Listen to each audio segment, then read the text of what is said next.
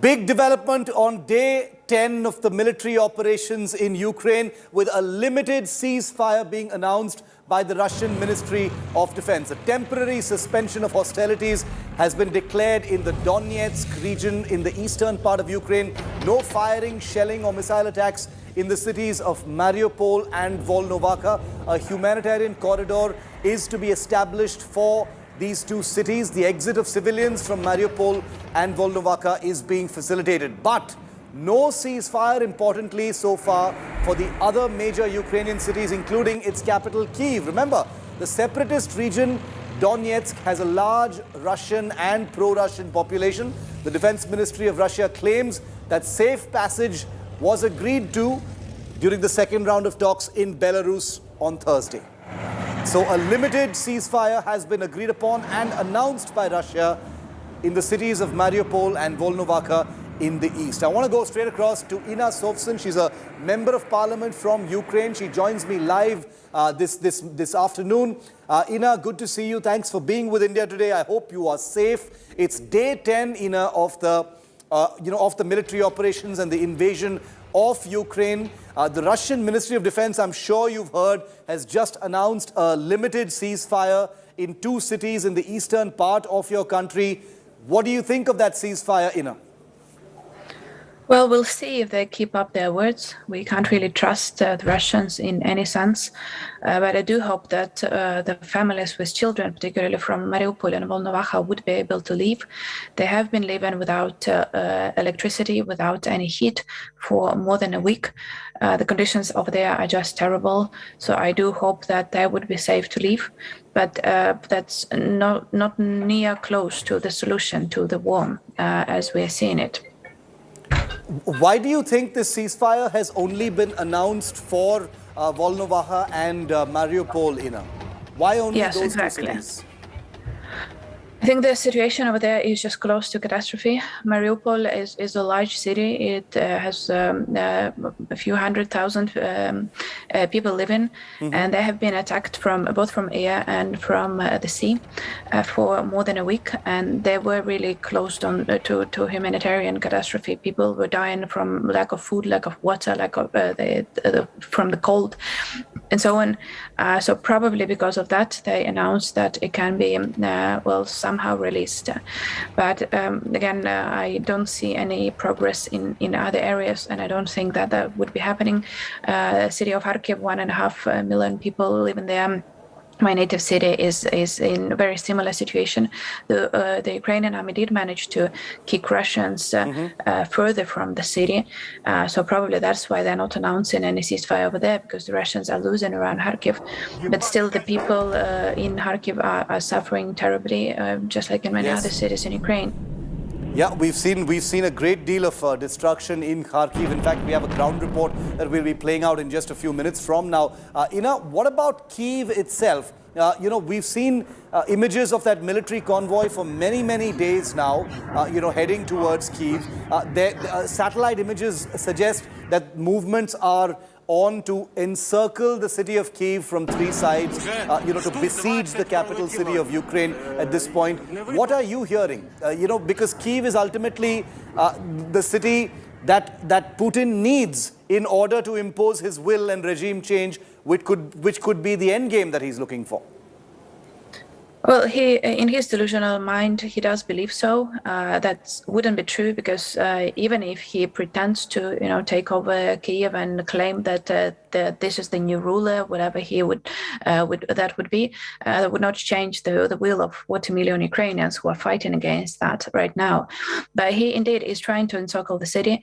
Ukrainian army is fighting back.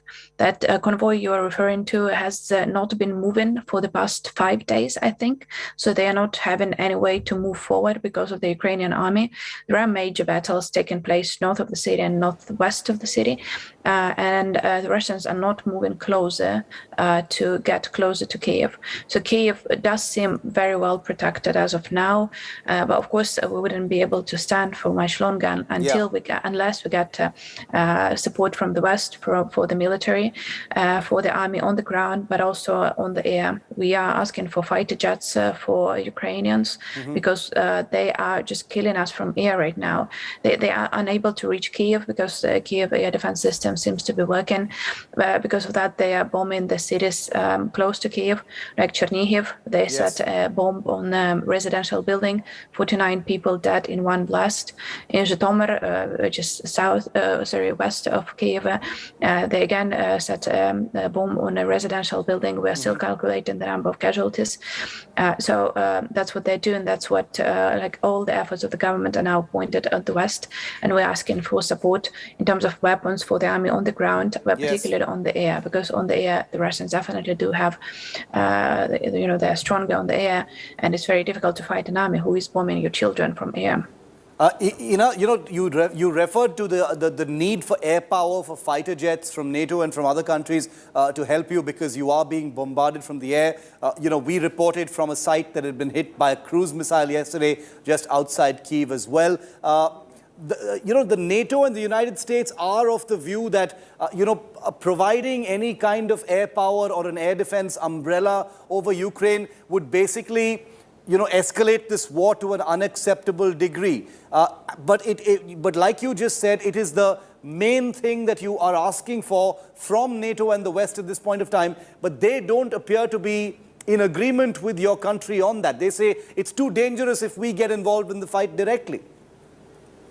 That isn't true, and I can tell you the general feeling here in Ukraine is that of betrayal from the West, because we were promised the security assurances when we gave up our weapon in 1994, because Ukraine was a nuclear weapon power, and we voluntarily gave that up. And instead, the United Kingdom and the United States were promising that they will assure our security in case someone tries to attack us. Now we are under attack, literally, from air, and we are getting nothing. And that is why, of course, we are disappointed. Of course, we are not satisfied with what we are hearing. The claims that will escalate, I think, are just an excuse, because it will escalate anyways. Let's imagine the worst case scenario where Putin just destroys the whole of the country, kills all 40 million Ukrainians. He gets closer to the Polish border, to the Hungarian border. He has already claimed that he will he is not happy with Poland in NATO, that he is not happy with Hungary in NATO. So he will attack the NATO countries of Poland and Hungary, and then NATO countries will have to get involved just after the death of millions of Ukrainians. So we're just asking to do that earlier rather than later, to avoid multiple casualties. Okay, the city of Kyiv is holding out, but I sense from what you're saying is that there's only so much it can hold out before things actually start to fall. Is that what you're saying, Inna, unless more help actually comes in? Because resources will be running out. Yeah, of course. Of course, we have less resources than the Russians. And of course, unless we get the support from the air, it would be very difficult to continue this fight. Despite how brave and professional the Ukrainian army is, just they have more resources for the air fight, and they're killing civilians, which we are not doing. So in that sense, of course, it's easier for them because they are hitting the civilian targets, and that is causing immense distress. And lots of efforts of the army is directed just to protecting civilians right now, and not just fighting the Russians. So yes, unless we get the support from the West that we are asking for, that would be extremely difficult for us to hold the ground here in Kiev. Okay, a general sense of betrayal from the West at them not getting involved directly in the escalating combat operations here. We sense that sentiment with the people we've been speaking to as well. Do you expect that to change? Is there some kind of a red line beyond which you think that the West will change its mind and get involved? Perhaps if things truly escalate in Kyiv itself, is there some kind of a plan or a red line beyond which you think either NATO and the West will say, we were wrong, we need to get into this more directly? I think so. I hope so. I'm just scared that apparently there is a price, which is, in human lives. So if they say like after 10,000 civilians killed, we shall intervene. Well, I just want someone to say that number, because I want to know how many Ukrainians need to die before they understand that this is the war, not just between Ukraine and Russia. It is a war of Russia against the whole civilized world, because what Russia doing right now is just unacceptable. This cannot be allowed to be happening. And it's not just the Ukrainian war. we shouldn't be alone fighting that. There is no way possible that the whole world can just keep on watching at the dictator state just starting throwing bombs in an independent country just because he decided that he can to do that. And that is why it's unbelievable that the West is not stepping up right now. And but we do hope that they will intervene in one way or another. We are getting the weapons from them. It's just not the weapons that are helping us in the sky. So we are just asking for fighter jets, and our pilots are willing to fly them. They are willing to fight on their ourselves, but we do need the jets in order to be able to do that. Inna, I wish you the best. I wish you strength. I hear what you're saying. The sense of betrayal, even from all this distance away, can be felt with every Ukrainian that we're speaking to right now. And that sense of betrayal has kind of escalated over the last 10 days. Who knew that we'd be speaking on day 10 of this invasion, small ceasefire being announced, but combat activity has not reduced even a little bit. Stay safe, Inna. We will keep coming back to you. Thank you very much for giving us your time and telling us what you think at this point of time. Where Inna is based right now, the capital city of Kiev is under siege. But right now the city is standing and holding out. But Ukraine is holding on to it even as Russian forces continue to move closer. You just heard that Ukrainian MP saying that the city is fine. That convoy has stopped thanks to defenses a fair distance away.